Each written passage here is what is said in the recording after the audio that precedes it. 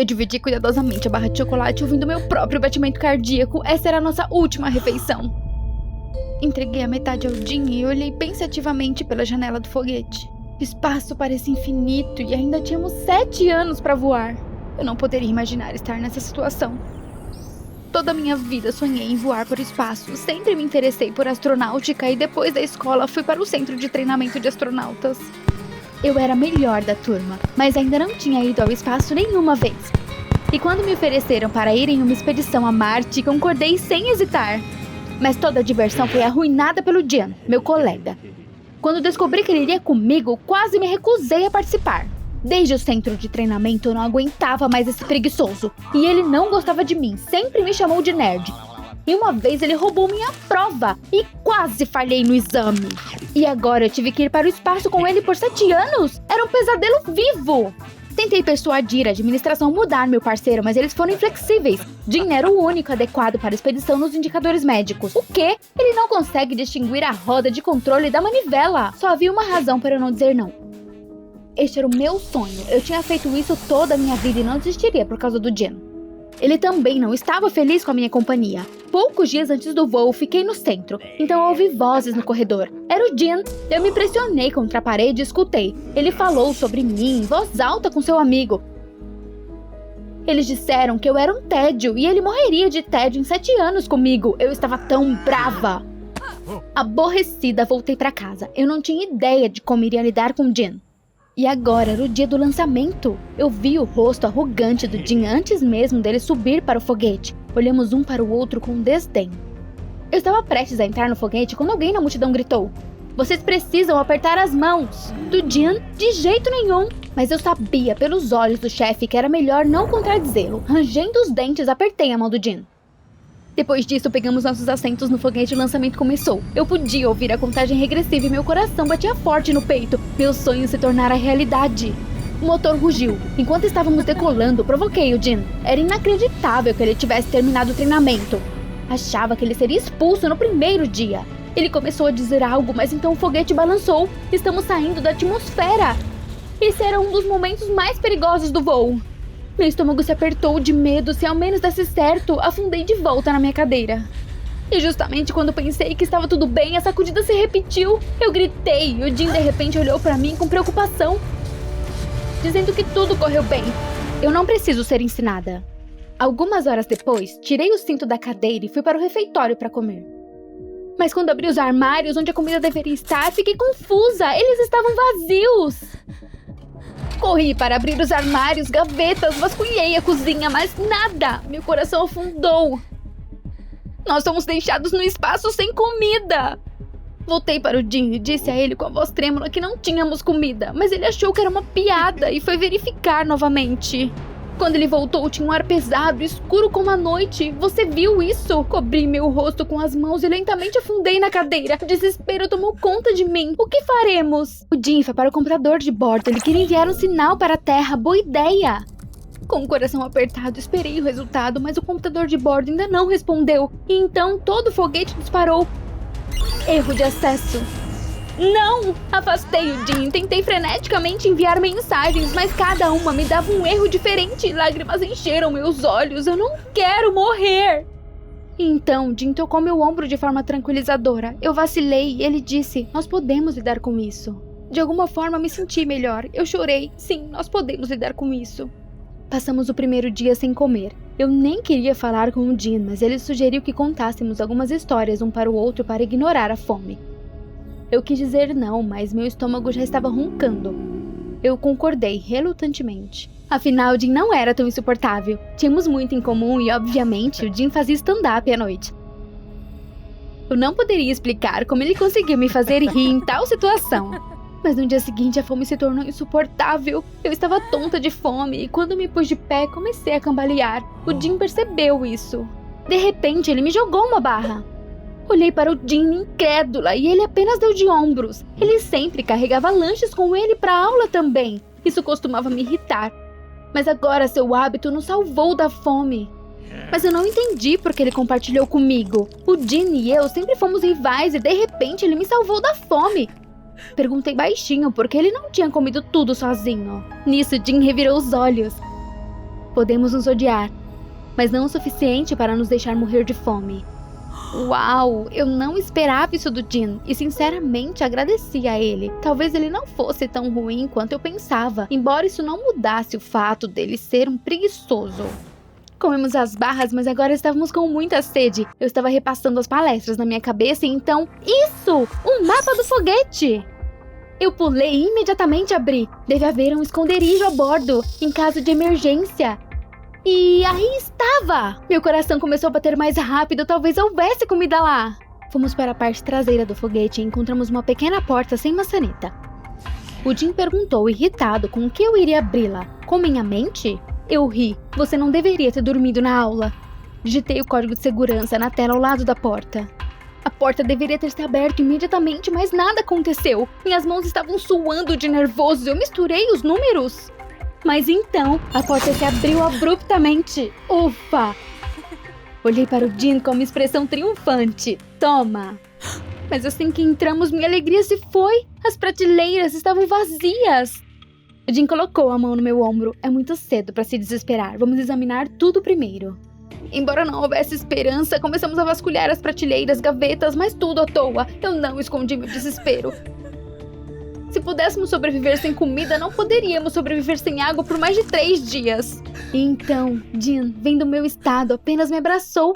Pela primeira vez, não achei seu toque repulsivo. Pelo contrário, me senti aquecida e confortável e enterrei meu nariz em seu ombro. Ficamos ali por alguns minutos até que o Jin se afastou e olhou nos meus olhos. Eu te levanto e você olha as prateleiras perto do teto, tudo bem? Eu concordei lentamente e no segundo seguinte eu estava sentada nos ombros do Jin. Eu não esperava encontrar nada, mas então meus olhos caíram sobre uma caixa. Lutei para abri-la e olhei para dentro. Minha respiração ficou presa na minha garganta. Água! Ele me ajudou a baixar a caixa e me colocou no chão. Conseguimos! Jin olhou para mim com admiração indisfarçável. Ele disse baixinho que sabia que eu iria conseguir. Eu desviei o olhar envergonhada. Tirei um ai, meus estudos não à toa. Imediatamente tomamos um gole d'água e apenas relaxamos, pois o foguete começou a tremer de repente. Corremos de volta para o computador em pânico. E então tremi. Asteroides estavam vindo em nossa direção. Tentei freneticamente me lembrar de algo da aula, mas minha cabeça estava vazia. Eu fiquei lá, congelada. Então Jin me empurrou e segurou um manche com firmeza. Eu estava tremendo, mas Jin não pareceu notar. Ele manobrou tão rápido que eu engasguei de admiração. Logo voamos ao redor de todos os meteoritos. O perigo tinha passado. Jin se recostou na cadeira. Era como se ele jogasse um jogo de computador. Fiquei surpresa com ele. O Jin ergueu as sobrancelhas e perguntou um pouco surpreso por que eu estava paralisada. Engoli. É que sempre pensei que você fosse um nerd, mas agora você foi ótimo. E de repente o Jin riu. Ele sempre me achou uma nerd, mas descobriu que eu era uma garota divertida e inteligente. Eu não pude deixar de rir. Sentamos no chão e conversamos por um longo tempo e eu nem percebi que adormeci no ombro do Jin. De cansaço e desnutrição, segundo Jin, dormi cerca de 16 horas. E quando acordei, vi que o Jin estava me carregando um pacote de batatas fritas. Um café da manhã na cama. Isso me tocou, o Jin era tão fofo. Não ficamos sem temas para conversar. Discutimos foguetes, espaços, música e arte. Todos esses dias nunca fiquei entediada com ele. Jin brincava sem parar e me fazia rir. Com ele eu me senti protegida. Pera, eu me apaixonei pelo Jin? Que tal isso agora? Se ao menos tivéssemos nos conhecido antes, em vez de perder tempo em brigas idiotas.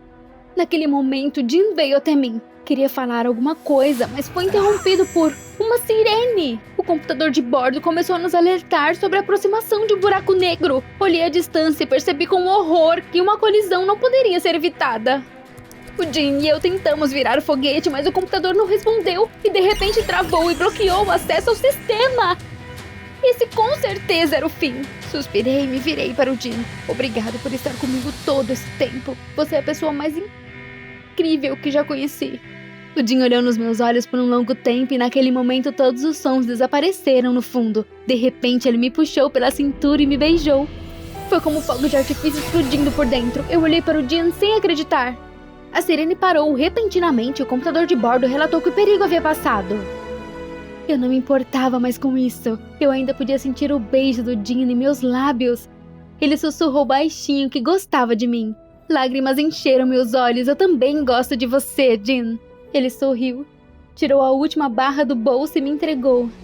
Foi assim que acabamos nessa situação. E embora eu odiasse o Jean no início, fiquei grata por ele ter ido para o espaço comigo. Afinal, quando deitamos nos braços um do outro e olhamos para as estrelas, eu me senti mais feliz.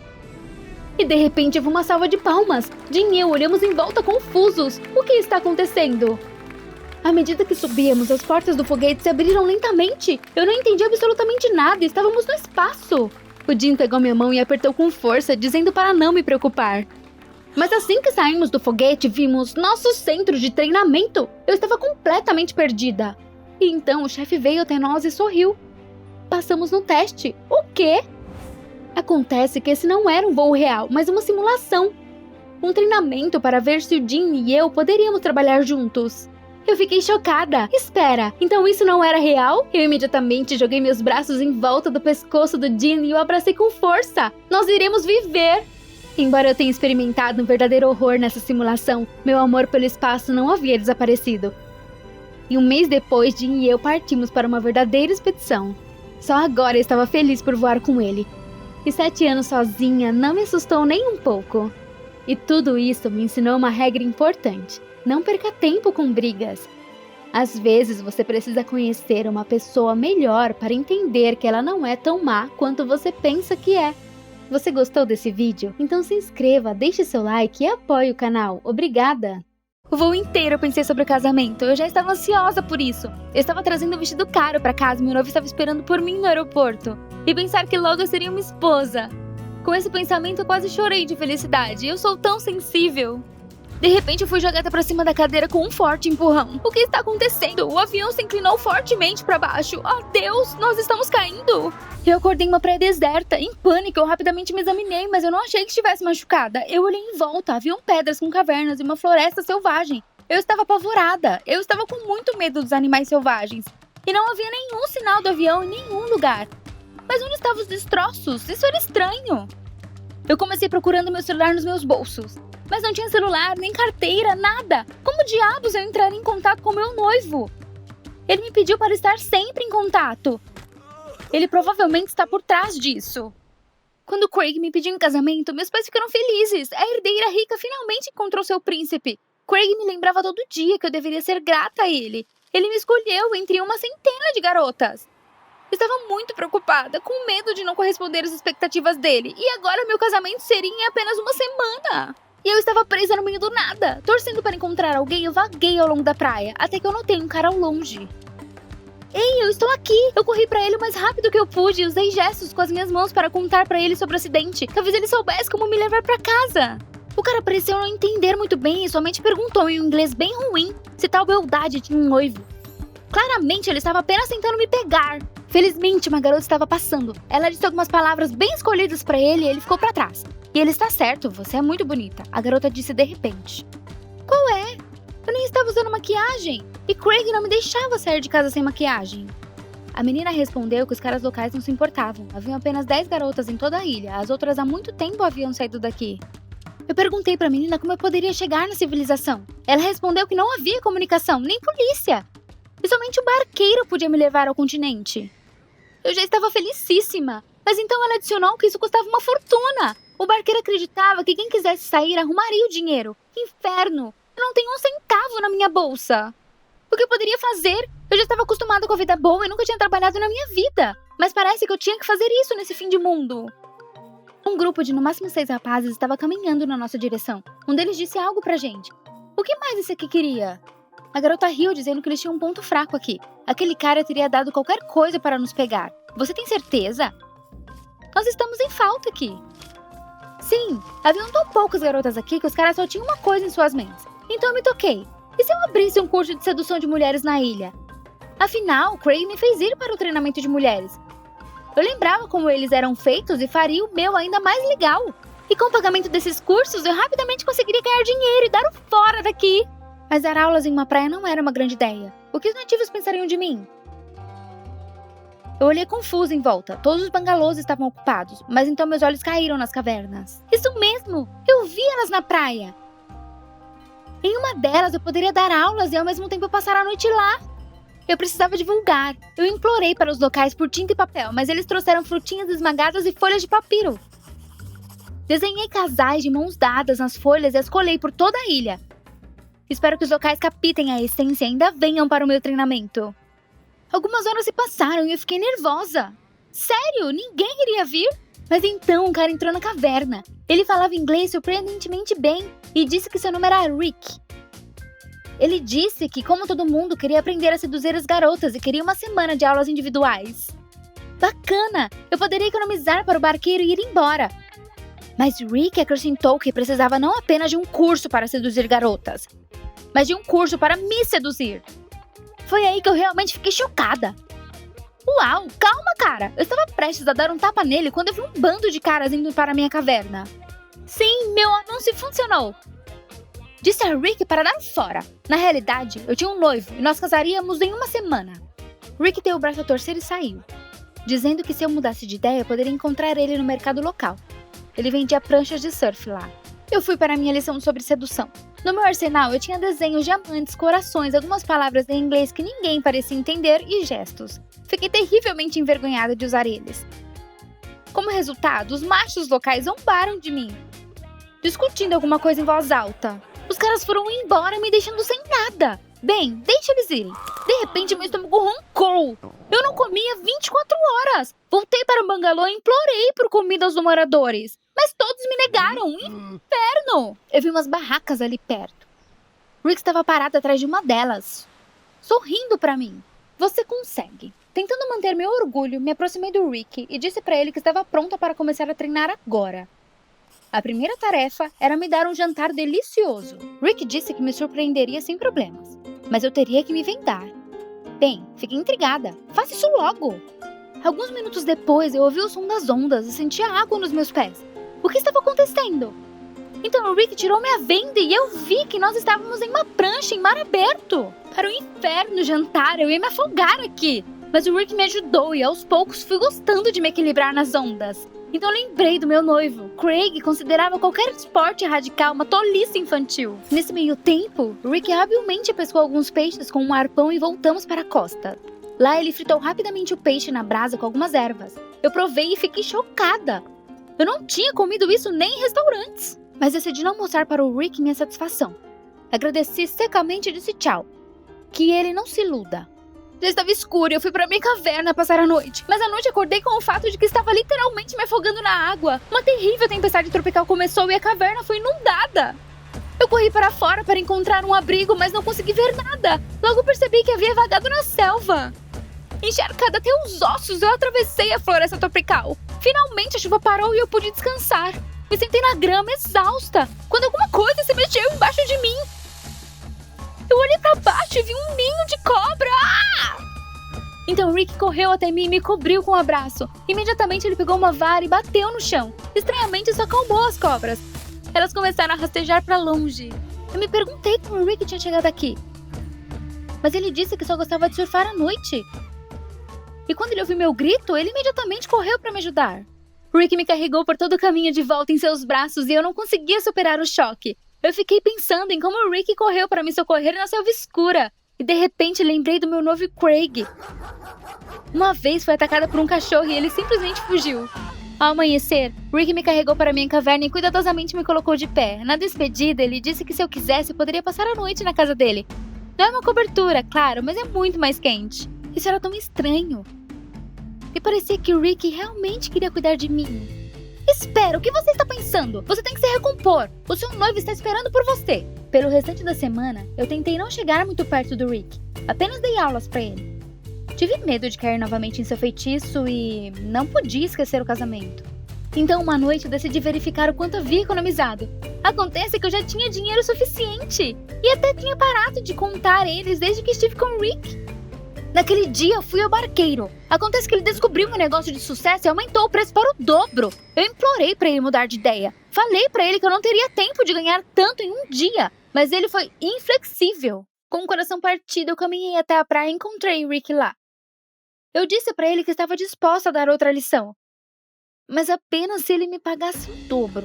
Eu esperava que o Rick dissesse não, mas surpreendentemente ele pagou e disse que estava pronto para qualquer tarefa. Eu fiquei confusa e disse de forma aleatória que se ele me conhecesse bem, entenderia o que eu precisava. Rick sorriu e foi em direção à baía. Eu só o vi nadando para longe atrás da rocha. Rick, o que está acontecendo? Cadê você? Eu fiquei nervosa e fui buscar ele na água, mas ele não estava em lugar nenhum. E de repente eu o vi nadando na minha direção. Nossa, você me assustou. Eu corri e dei um grande abraço nele. E ele tirou uma concha de madrepérola em forma de coração de trás das suas costas. Rick sussurrou que havia encontrado ela no fundo do oceano e segurou minha mão. Ele disse que ficaria feliz em me ver todos os dias. Corei de surpresa e não sabia o que responder. Então eu simplesmente escapei e fugi. Eu não preguei o olho a noite toda. Pensei no Rick e em como era bom estar perto dele. Mas ele era um selvagem. Eu tinha que casar com o Craig amanhã, era a coisa certa a fazer. Então de manhã, paguei o barqueiro para deixar essa ilha de vez. E ao meio-dia, estava no aeroporto. Como era estranho estar de volta à civilização.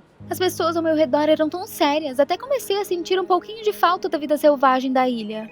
Eu liguei para o Craig do aeroporto, mas o recepcionista atendeu. Ele comprou uma passagem para mim, porque o Craig estava ocupado experimentando um terno.